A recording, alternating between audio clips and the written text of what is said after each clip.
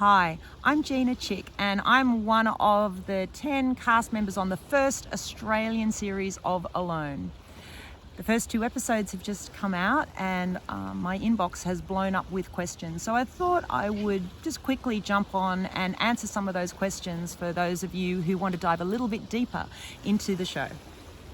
So the first 2 episodes saw, I think there's 7 of us that you get to meet in the first 2 episodes, landing in Lutruwita, Tasmania, on Palawa country, on a lake that is muddy, cold, and full of the carcasses of dead trees, which makes it a very stark and imposing place to try and survive.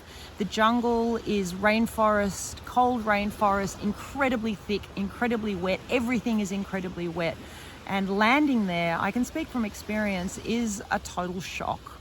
So you get to see that with all of us really in the first 2 episodes. And you also get to see what we prioritize in our journey of survival. Some of us go for shelter, some of us go for fire, some of us go for water, and some of us go for food. So yeah, there's a nice diversity in approaches there. You'll also see all of us at some point kind of like really feeling what is coined on Alone as drop shock. So drop shock is a feeling of like, oh my God, what have I done? Oh my God, I'm here, now what? And it turns up in different ways. In some people it turns up as excitement, in some it feels like a paralysis, and in some it is literally the words, what have I done? All of us meet that in different ways. For me, I landed on my little patch of Lutruwita and I was quite shocked with how the lake looked with all the dead trees, how cold it was, and how wet everything was. The country is so wet there that even the sticks, like you can wring out a stick, you can take a stick and squeeze it and water will come out of it. So lighting fires is incredibly challenging. And over the time that I was there, I definitely had a journey with fire the whole time. When I first got there, I took off my shoes straight away and danced around in the moss. And that was one of the things that I've probably got the most comments about and questions about. And I've got a couple of them that I'll answer in a minute. But yeah, that was for me, that was a really beautiful way to say hello to country. And then my main priority was to make a shelter. And I found that quite challenging because I found it hard to find anywhere on my site that would be suitable for a shelter. That wasn't in deep, dark jungle, which would have killed me. I need to have a little bit of sunshine.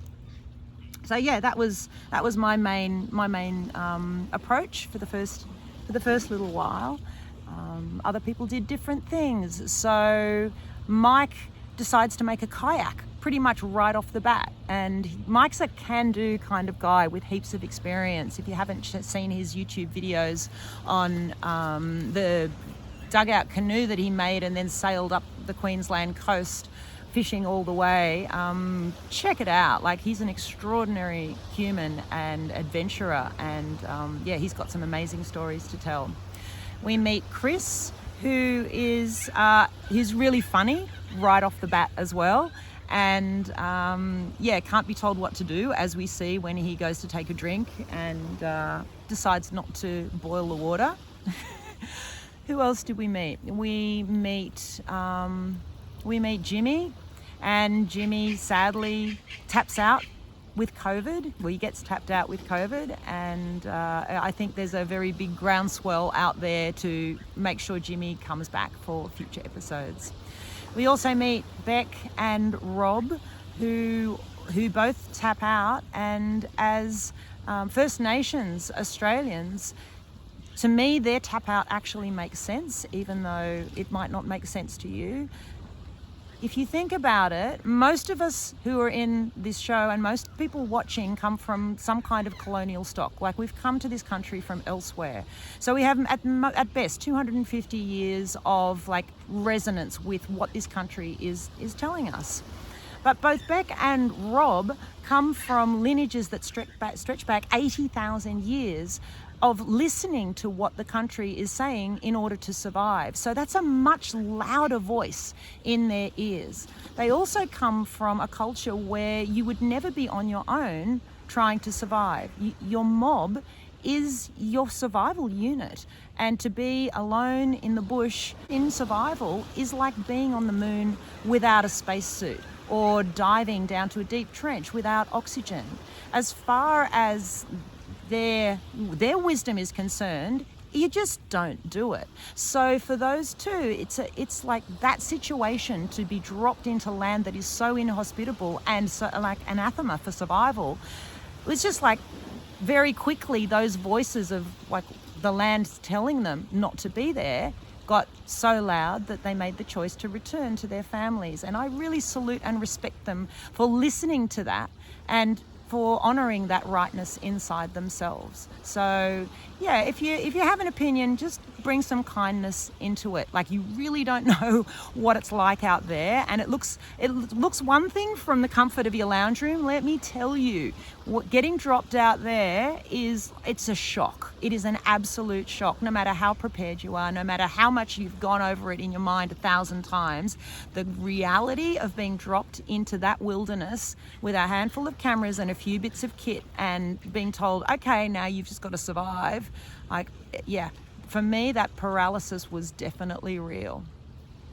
And it turns up in different ways, I think, for everyone. So who else did we meet? We met Peter, and Peter's a dude. Like, you know, Peter's an awesome guy, and I hope we get to see his softness as well over the next episodes, because he isn't all alpha. Like, there's a lot more to Peter than that. And he's like, again, be kind. The land that he's been dropped into is probably the harshest sight of any of us. Seeing the amount of mud that he had to get through broke my heart. I know the struggle that I had with the mud, and he's in a pretty hard land. And I hope he does well. I can't wait to see what he does. Who else have we had? We haven't met Dwayne yet. We've met, God, we got Mike, we got me. Shit, I can't believe I can't remember. We got Mike, we got me, we've got Chris, we got Peter. Oh my God. We got Beck, we got Rob, we got Jimmy. Oh yeah, okay. And we still haven't met Dwayne and Kate and Michael. So they're going to be coming up on the next episode. Oh yeah, SBS 7:30, SBS On Demand, 7:30 Wednesday nights. Tune in for the next episodes.